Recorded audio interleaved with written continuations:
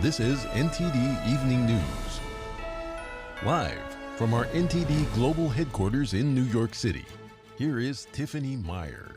Good evening and thank you for joining us tonight. A 5.2 magnitude earthquake strikes near Bakersfield, California. Significant shaking was felt throughout the southern part of the Golden State. Dozens of aftershocks have been reported, according to the U.S. Geological Survey. NTD's Christina Corona reports from Los Angeles. We're here in Los Angeles, approximately 89 miles south of the earthquake's epicenter near Bakersfield, California. According to the U.S. Geological Survey, a 5.2 magnitude struck at 9:09 p.m. on Tuesday, approximately 15 miles southwest of Lamont in Kern County at a depth of about 7.3 miles. Residents in Ventura, Santa Monica, Orange County, Riverside County, and even as far as San Diego reported feeling the quake. By Wednesday morning, the U.S. Geological Survey has recorded over 50 aftershocks ranging from 2.5 to 4.5 in magnitude. Several lanes of the 5 freeway through the Grapevine area were closed for hours Tuesday night after a massive boulder fell onto the roadway just moments after the major earthquake. Caltrans removed the boulder around midnight, allowing all lanes to reopen. Fortunately, no injuries or damage have been reported. Christina Corona, NTD News, Los Angeles. And Tropical Storm Debby hovers over the coast of the Carolinas. President Biden approved an emergency declaration. FEMA said it sent 700 staff and partners to support efforts on the ground. More than 1 million meals and nearly 1.5 million liters of water now delivered to Florida. NTD's David Lamb has the update. Tropical Storm Debby continues to hit the U.S., now in the Atlantic, lingering over coastal Georgia and the Carolinas on Wednesday. President Biden approved an emergency declaration for North Carolina. The system has already stirred up tornadoes and submerged streets in waist-high floodwaters. Forecast says Debby could re-strengthen over the Atlantic Ocean before its center moves inland again by late Wednesday or early Thursday. Debby made landfall on Florida's Gulf Coast early Monday as a hurricane. At least 6 people have died. The North Carolina governor told residents to prepare for severe flash floods and potentially up to 15 inches of rain. National Weather Service says moisture from Debby has streamed far out from its center and interacted with a weather front stretching from the Great Lakes to Long Island, New York. Nearly 350,000 customers were without power in Ohio. States of emergency have been declared by governors in Florida, Georgia, South Carolina, North Carolina, and Virginia. Maryland also declared a state of preparedness. The U.S. also approved federal aid to Florida, Georgia, and the Carolinas, according to FEMA. David Lamb, NTD News. Vice President Kamala Harris takes her new running mate, Governor Tim Walz, to the battleground states of Wisconsin and Michigan. But Trump's VP pick, Senator J.D. Vance, shows up in the same exact cities to ramp up his counter-messaging. NTD's White House correspondent Iris Tao has more. In their first full day as running mates, Vice President Kamala Harris and Minnesota Governor Tim Walz campaigning in Wisconsin and later in Michigan. And in 90 days, the nation will know Coach Walz by a new title, Vice President. Walz, who's just tapped as Harris's VP pick the day before, continues to highlight his background as a veteran. For 24 years, I proudly wore the uniform of this nation. But former President Trump's running mate, Senator J.D. Vance, traveled to the same exact cities where Harris and Walz are campaigning. Vance criticizing what he calls open border policies. And I heard just earlier about a criminal who was deported from this community who came back in and then raped an 11-year-old girl. And responding to the attack line, calling him weird. Look, I've got my wife here. I've got 3 beautiful kids at home. I'm a normal guy who wants to live the American dream and wants all of you and your kids to be able to live the American dream. If those people want to call me weird, I think it's a badge of honor. Earlier today, Vance landed in Wisconsin just minutes after Harris touched down at the same airport. Vance walked to Air Force 2, then told reporters, I just wanted to check out my future plane. The Harris campaign on Wednesday said it had raised $36 million since announcing Walz as the VP pick. According to a new memo, the campaign will focus on the so-called blue wall states like Pennsylvania, Wisconsin, and Michigan, and use Walz as a key asset in appealing to rural voters. But Harris and Walz's battleground state blitz this week is cut short by Tropical Storm Debby. Reporting by Iris Tao, NTD News. Congresswoman Cori Bush, member of the so-called Progressive Squad, will not be on the ballot in November. That's after losing in Missouri's Democratic primary. One analysis said this was the second most expensive primary race in history. NTD's Jason Blair reports. St. Louis prosecutor Wesley Bell beat Representative Cori Bush with 51% of the vote in a charged Democratic primary in Missouri on Tuesday. Bell said in a statement, quote, "This victory belongs to every volunteer, every supporter, every voter who believes in our vision of a better future." AIPAC posted on X that they and their 4.5 million grassroots members were proud to help pro-Israel leader Wesley Bell defeat Cori Bush. Bush has been an outspoken critic of Israel during the current Israel-Hamas conflict. Bush said in her concession speech, "Now I don't have to worry about some strings I have attached, that as much as I love my job, but all they did was radicalize me, so now they need to be afraid." Ad Impact said it was the most expensive primary ever, with more than $18.2 million spent on political advertising. The most expensive, according to Ad Impact, was $25.4 million.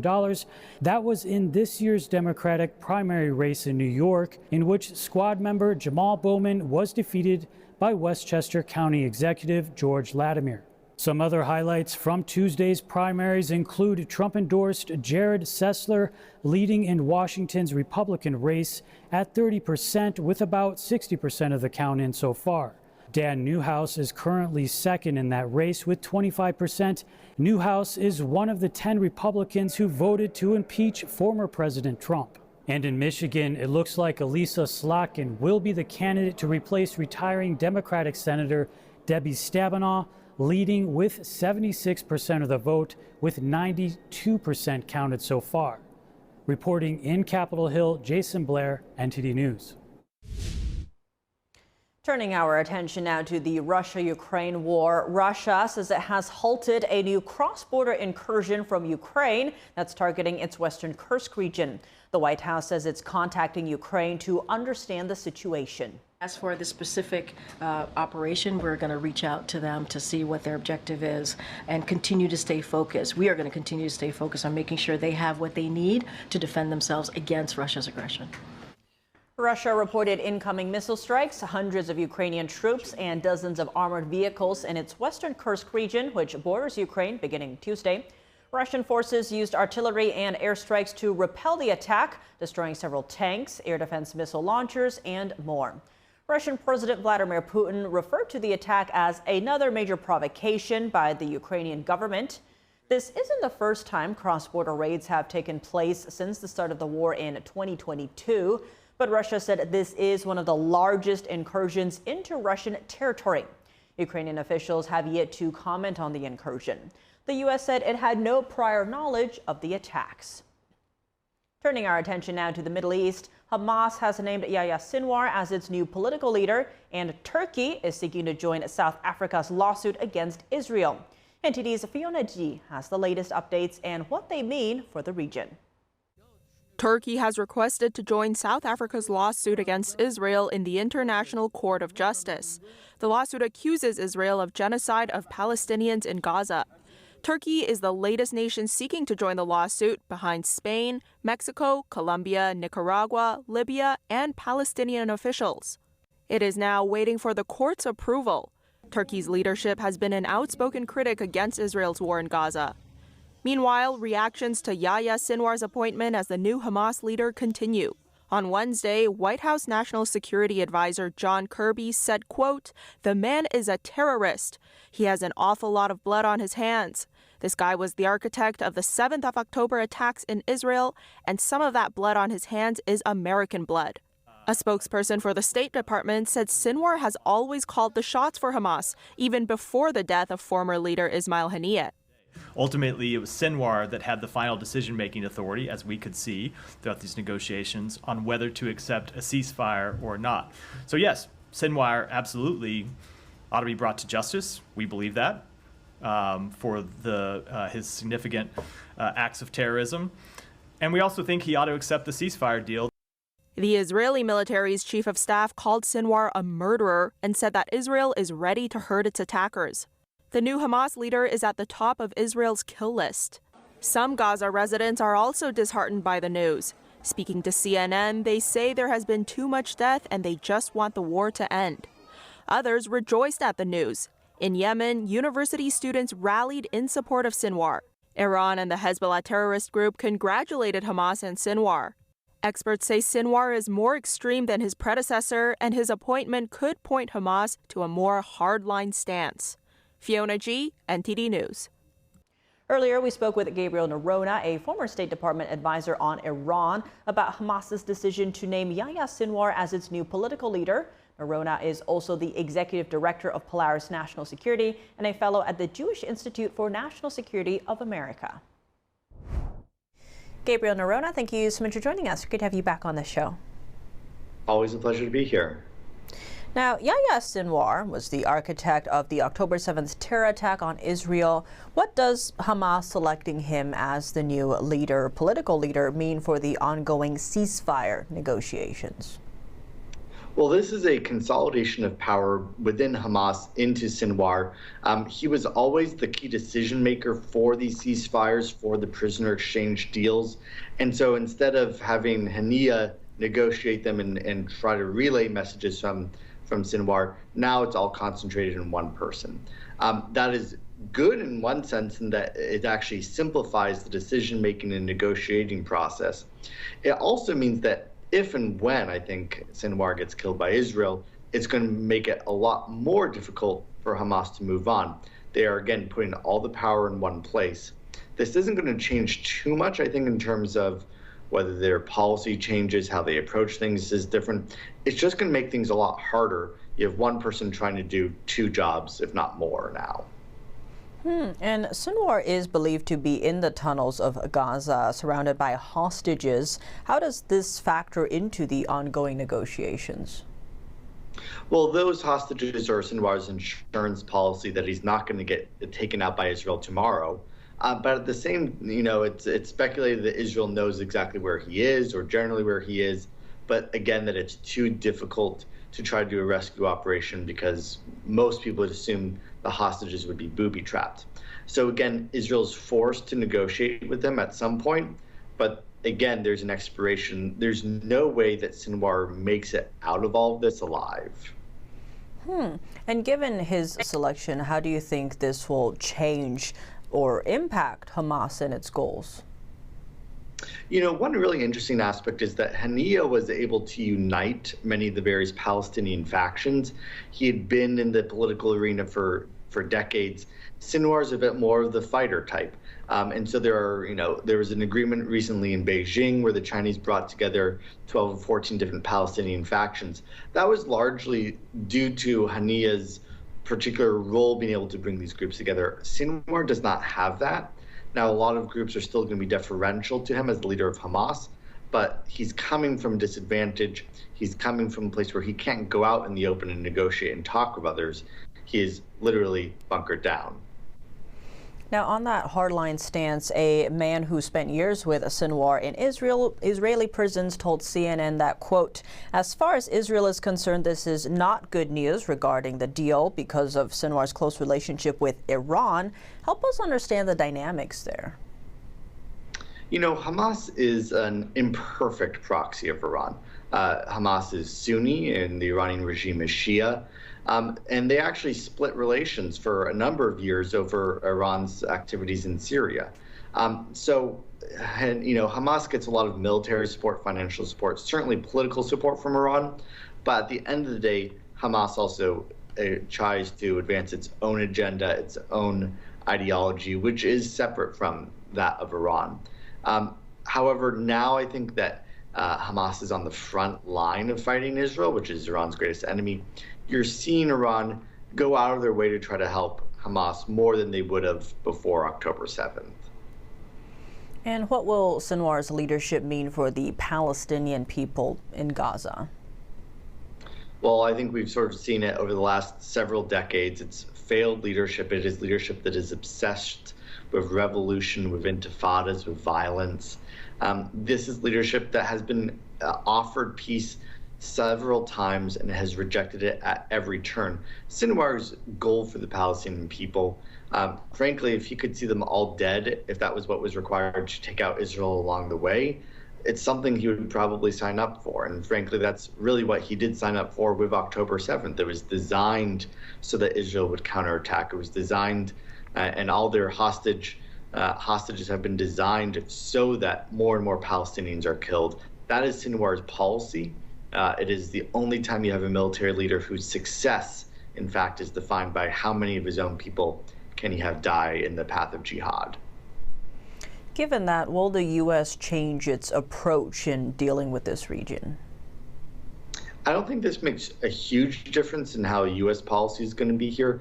Again, President Biden has put a huge emphasis on hostage negotiations, trying to get the U.S. prisoners released.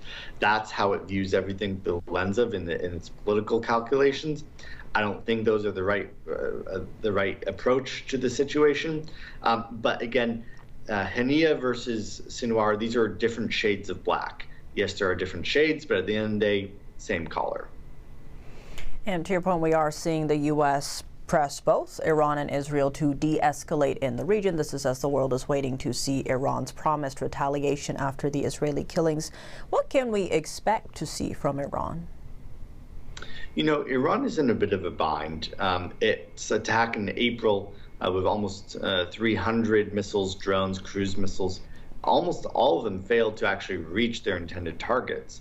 Only one girl was killed. If Iran tries that same playbook and is defeated in the same manner, it will show that Iran is actually powerless to respond to Israeli actions inside their territory.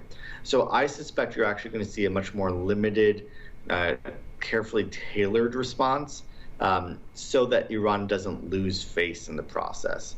Now, I think that attack will probably come in the next few days. Iran has enjoyed watching this stretch out longer and longer, watching the Israeli economy be a little nervous, watching airfare shut off to Israel. This is all part of their long-term strategy of making Israel nervous, but understanding they actually have limited recourse here. Gabriel Nerona, thank you so much for your time. Thanks for having me. An alleged terror plot targeting Taylor Swift concerts in Austria has been foiled. The 3 Swift concerts in Vienna have now been canceled by the promoter. 2 suspects were arrested in connection with the alleged plot. Officials in Austria said the main suspect is a 19-year-old Austrian citizen. They believe he had pledged an oath of allegiance to ISIS. Authorities said they found chemical substances when he was taken into custody. Investigators are working to determine whether they could have been used to build a bomb. At a news conference, authorities said they believe both men became radicalized on the internet and confirmed that they had detailed plans on how to carry out an attack. The family of a French explorer who died in a submersible implosion has filed a wrongful death lawsuit. They're accusing the sub's operator of gross negligence and seeking more than $50 million. NTD's Andrew Thomas has the latest on the suit. Paul-Henri Nargeolet was one of 5 people who perished aboard OceanGate's Titan submersible when it imploded in June 2023. Known as Mr. Titanic, Nargeolet had visited the site several times before. Attorneys for his estate said the doomed submersible had a troubled history. They added that OceanGate failed to disclose key facts about the vessel and its durability. They say that the French explorer would not have participated if the company had been more transparent. OceanGate CEO and co-founder Stockton Rush was also killed aboard the vessel during the implosion. The aftermath of the disaster raised questions about the Titan's unconventional design and OceanGate's refusal to submit to independent checks that are standard in the industry. The implosion also raised concerns about the viability and future of private deep-sea exploration. Andrew Thomas, NTD News. NASA is delaying its next astronaut launch to buy more time for Boeing's new crew capsule at the International Space Station. Officials said the delay will give them more time to analyze problems on the company's Starliner spacecraft. 5 thrusters failed ahead of Starliner's June 6th arrival at the space station. Helium leaks in the capsule's propulsion system also popped up. Starliner test pilots Butch Wilmore and Suni Williams should have returned by mid-June. Now NASA is weighing all its options for getting the 2 veteran astronauts back to Earth, including a ride home in a SpaceX capsule. However, only 2 docking ports at the space station can accommodate U.S. astronaut capsules. Right now, both are occupied. Disney's streaming service turns a profit for the first time, and drugstore chain CVS is downgrading its future earning projections. NTD's Don Ma has those stories in today's Business Matters. Disney returned to a profitable third quarter as its combined streaming business started making money for the first time, along with a very strong showing in theaters for the movie Inside Out 2. So operating income for the entertainment segment, which by the way includes its movie studio and parts of its television wing, nearly tripled to $1.2 billion. But there were some weakness showing in domestic parks, part of its experiences division that includes 6 global theme parks, its cruise line as well, and merchandise and video game licensing. So the company cautioned that the moderation in demand it saw at U.S. parks could linger for the next few quarters. Disney said that the decline in operating revenue for domestic parks and experience was because of increased costs driven by inflation, as well as technology spending and new guest offerings. But other than Disney, CVS Health chopped its 2024 forecast for the 3rd time this year and changed the leadership of its health insurance business, where it continues to struggle with rising costs. CEO Karen Lynch will lead the insurance segment, replacing Executive Vice President Brian Kane, who is leaving the company about a year after arriving. This is according to the healthcare giant on Wednesday. Rising claims from the company's Medicare Advantage coverage have hurt CVS Health for much of this year. And it has contributed as well to repeated trimmings of its outlook for 2024. Medicare Advantage plans are privately run versions of the federal government's coverage program, mainly for people age 65 and older. CVS Health also said Wednesday that it has been hurt by a drop in quality ratings for those plans and pressure from Medicaid coverage it manages in several states. The U.S., the Philippines, Australia, and Canada began their first joint exercises in the South China Sea today. The Philippines said Chinese forces held the multi-nation naval and air force exercises. Joining me now to explore the tensions in the South China Sea is retired Lieutenant Colonel Darren Gobb, who was a Black Hawk helicopter pilot in the U.S. Army and now an international military strategist. Darren, thank you so much for joining us. Great to see you again. Now, these are the first joint exercises by the 4 nations. What does this signal about the importance of the region?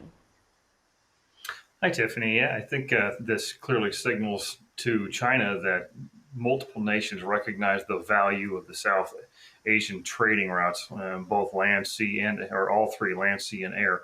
And the only way to truly combat what China is trying to do to control the waters is to work like a team in a coalition environment and be able to show China that we can not only deter them, but if necessary, we can defend it in a greater amount of depth or more rigorously if necessary. So that is ultimately what China needs to see, is no nation is out there working on its own, but we all have our eyes on them. Now, the Philippines said today that Chinese Navy ships tailed the joint military exercises. Given Beijing's more aggressive actions in the region, how should we read this move from Beijing? I would call it mostly typical Beijing, looking more like the Cold War tactics that we saw 70s, 80s and on, is navies tended to kind of get up close to each other and figure out what they were trying to do. And one of the biggest differences here, though, is that China clearly just outright claims these waters as their own. So anybody operating in many of these areas is going to get tailed closely by the Chinese, is partly as a threat, but partly as an intelligence collection, just so they can see how we or our allies might fight either separately or together. So as this develops, I would anticipate they'll continue to be fairly aggressive, because ultimately it's going to come down to Xi Jinping thinks he has some sort of his own version of manifest destiny with the reunification of China, as he would describe it. And as you mentioned, the Chinese regime claims this sea as its own, despite a ruling that this claim has no basis in international law. What should Western allies and partners do to ensure stability and peace in the region? Well, first of all, they need to continue to exert their influence collectively and not individually, because we're all stronger together. It sounds cliche, but it is true. And at a time when the United States is dealing with multiple different fires around the world, not only the Ukraine-Russia conflict still going on, what we all see happening currently in the Middle East and what it could turn into, this requires that we work even more with our allies. And that is the biggest message we can send China is this is not just America against China potentially. This is Western nations as well as allies throughout the Pacific who recognize the threat and will not put up with it. Expanding on that, this comes as the U.S. Navy is focusing more on the Middle East and the conflicts there. Now, Darren, we've spoken before about the Chinese regime's goal of involving the U.S. in 4 overseas wars, one with a terrorist group, so that the U.S. military will be stretched too thin. Is that what we are seeing here? I think it is in some form, whether it's intentional or just that's what is happening. But to me, when you put all the pieces together, going back to not only the election of the Biden administration, but our failure in Kabul, the continuing crisis in Russia, Ukraine, and in the Middle East now, you can see this burgeoning reality of America embroiling ourselves in multiple conflicts around the world where we haven't really stopped some time and asked, what is our strategic goal? What are we trying to get at? Because what China wants to really do or would take advantage of is overwhelming the system with specifically the United States at the middle of it. They get us involved in too many things, not only with our manpower and some of our systems, but the logistics behind all of those systems that make them work, from weapons and ammunition to fuel. It's all there. So hopefully some of these conflicts will tame down, but unfortunately, the way I see it going right now, it doesn't seem like anybody's trying to slow it down. On that note, a recent congressional report found that the U.S. military is ill-equipped to confront the threat of Russia and China. Given that, what do you see as the next steps the U.S. must take to avoid being taken by surprise by the Chinese regime? Well, first of all, I think they better recognize the fact that, yes, to a point, we've been severely hampered in a lot of different ways with the military, but the American military is still the best military force this world has ever seen. And we can make a lot of mistakes, but we're going to learn fairly quickly if we absolutely have to, and we will. One of their concerns, though, is, of course, whether or not America soon has a different commander-in-chief in an administration that has been much more effective in diplomacy and economics before trying to engage the military. So I think that's ultimately what a lot of these nations who are our adversaries or however you want to describe that, are seeing us as it's a window of opportunity. They got to take advantage of it because things might change. Darren Gobb, international military strategist and retired lieutenant colonel, thank you so much for joining us. Thanks, Tiffany. Have a good night. The Kids Online Safety Act legislation that could become the first of its kind since 1998. The pressure is now on the House of Representatives to take up the bill after nearly the entire Senate voted in favor of it. Our Washington correspondent Luis Martinez has more on this story. Only 3 senators voted against the Kids Online Safety Act, among them Senator Rand Paul, who argued that the bill allowed for the possibility of politically motivated censorship. The Kids Online Safety Act, known as KOSA, would impose unprecedented duty of care on internet platforms. Imposing a duty of care on the internet platforms associated with mental health can only lead to one outcome: the stifling of First Amendment protected speech. Senator Marsha Blackburn, who co-sponsored the bill, argued for regulations to the sorts of content that minors have access to. But when you look at these social media platforms, there are no guardrails. And children are constantly exposed to content that encourages self-harm. I spoke with Dmitry Bestushev, a former senior director of cyber threat intelligence at BlackBerry, and he believes that placing the duty of care on technological companies is not enough. Because even if the companies, they're going to be using the best of their sources to regulate those things, in the end, how to know if a user profile actually belongs to a minor? Mr. Bestushev also argued that it is against the interest of big technological companies to limit opportunities to collect data. But in the end, we also have to understand that for the tech companies, this is first about profit, working on mathematic modules to display targeted information based on the intentions they have seen in minors while browsing and using the internet and applications. That is about money. When Congress reconvenes mid-September, lawmakers will have only 3 weeks to consider the Kids Online Safety Act and also avert a government shutdown. Reporting from Washington, D.C., Luis Eduardo Martinez, NTD News. Now for your sports news, we're joined by NTD's Dave Martin. Dave, a lot going on today, especially at the Olympics, so let's start right there as Quincy Hall had a thrilling comeback in the men's 400-meter sprint today. How far back was he before winning? I mean, he was in fourth at the end of that final turn before he really turned on the jets. Really took some long strides, almost gliding past the final three in those final 10 to 12 seconds. He ended up winning by 4/100ths of a second over Great Britain's Matthew Hudson-Smith, so it was really an incredible finish. Now elsewhere today, we also had Noah Lyles in the semifinals of the 200-meter sprint. He took second place to advance to tomorrow's finals. Now, I don't know if he was running all out, but today was the first time anyone's beat him in this race since 3 years ago at the Tokyo Olympics when he got bronze. And finally, in women's basketball, Team USA got a blowout win over Nigeria in the quarterfinals, 88-74. And this is a 28-point game heading to the fourth. It really wasn't very close. So the U.S. will advance to tomorrow's semifinals in women's basketball. Shifting gears to college football, today the NCAA announced a 4-year show cause order for former Michigan head coach Jim Harbaugh. Can you break down what this means for Harbaugh and any school that would hire him? Well, first, if Harbaugh tries to coach at the NCAA level over the next 4 years, he would first have to serve a 1-year ban. And then for the remainder of the 4 years, he would be expelled from athletics-related activities. This is until August of 2028, so 4 years from today, basically. Now, those activities, those athletic-related activities will be team practice, travel, video study, team meetings, and recruiting, which is basically all of coaching. I don't know if this leaves anything for him to do at all. So essentially, to me, it's a 4-year ban. Now, this is actually not for the sign-stealing scandal of last season. This is for having impermissible contact with recruits and players during the COVID pandemic season of 2021 when access was denied. And Michigan is actually on probation for this already. Now, Harbaugh, of course, left Michigan for the NFL's San Diego Chargers a few months ago.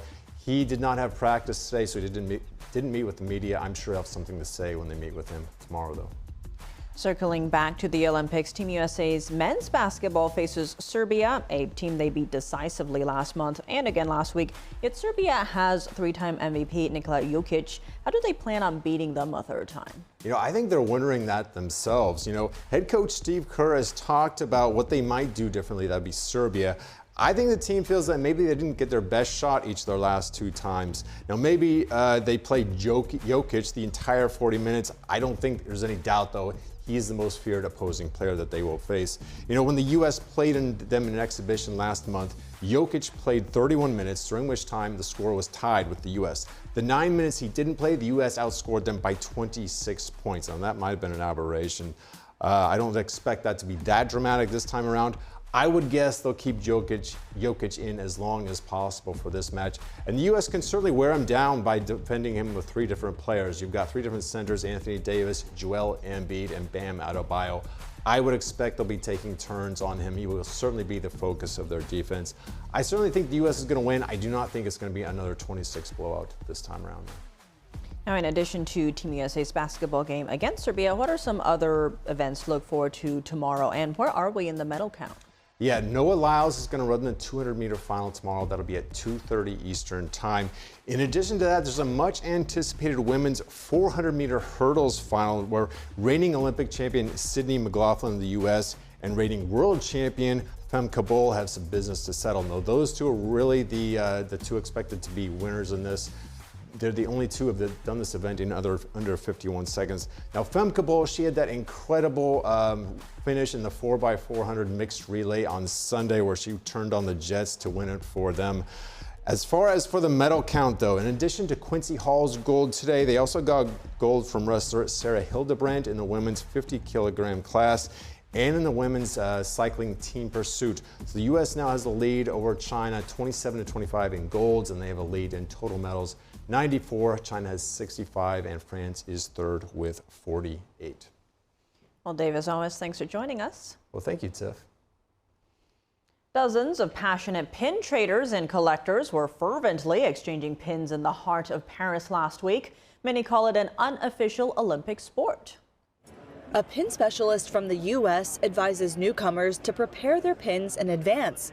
They can do that by purchasing them online and bringing them to the Olympics. The best thing to do if you want to trade pins is to come to the games or come to an event with pins that you have to trade. If you buy them at stores here, they're very expensive.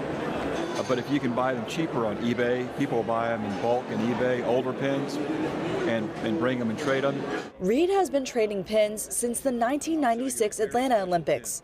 It's the unofficial sport of the Olympics. There are thousands of people that pin trade. There are probably more pin traders than there are athletes, if you think of it that way.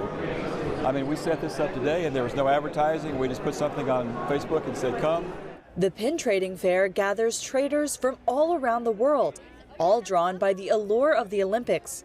This year, the area was bustling with people eager to make a good trade. It's the fact that a lot represent countries, so you're kind of getting stuff from all over the world, and that's really cool. According to the first Olympics website, pin trading dates back to the first modern games in 1896, when athletes wore cardboard badges. Nearly 130 years later, the variety of pins has significantly expanded. It's been busy all day long. People love coming here and trading and interacting, and it becomes very addictive. National organizing committees, sporting federations, media companies, and sponsors all offer their enameled mementos. Next, we explore an educational philosophy transforming young lives for over a century. Developed by Italian physician and educator Maria Montessori, the Montessori method emphasizes hands-on learning, self-directed activity, and collaborative play. NTD's Deanna Monahan spoke with the head of Community Montessori School in Lexington, Kentucky, about how their school works. Maria Montessori, born in 1870, revolutionized early childhood education through her innovative approach. Working with children in Rome's slums, she discovered their immense potential when provided with nurturing environments. Nelson Griffin is the head of Community Montessori School in Lexington, Kentucky. He says the Montessori environment fosters teamwork.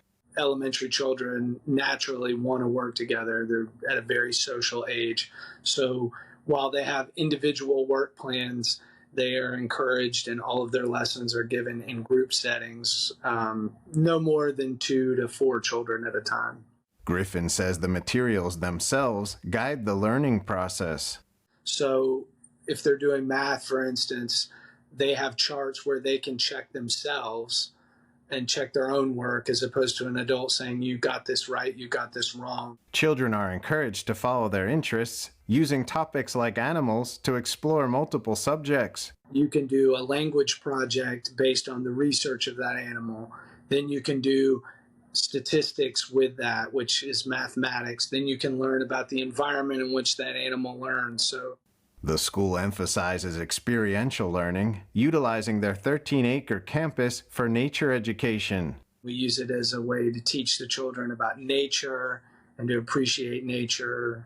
We have a full labyrinth, so we practice different mindfulness techniques to really kind of incorporate the whole learning for the child, like in all the dimensions, not just the academic. And when they do their trip at the end of the year, they have to put together the budget for it. They have to research where they want to go, and they have an exchange program where they actually grow vegetables and sell chicken eggs and things from our farm here to make money, and do other fundraising skills to try to make money for their trip. And they have to learn how to budget and how much these things cost, and they have to do a lot of the contact work on different projects. Reflecting on the school's impact, Griffin notes the lasting connection of former students. We had like 4 or 5 kids that graduated that are high schoolers come back, and they just wanted to work on the land. They wanted to mow the grass. They wanted to do some farming. They wanted to see the younger children.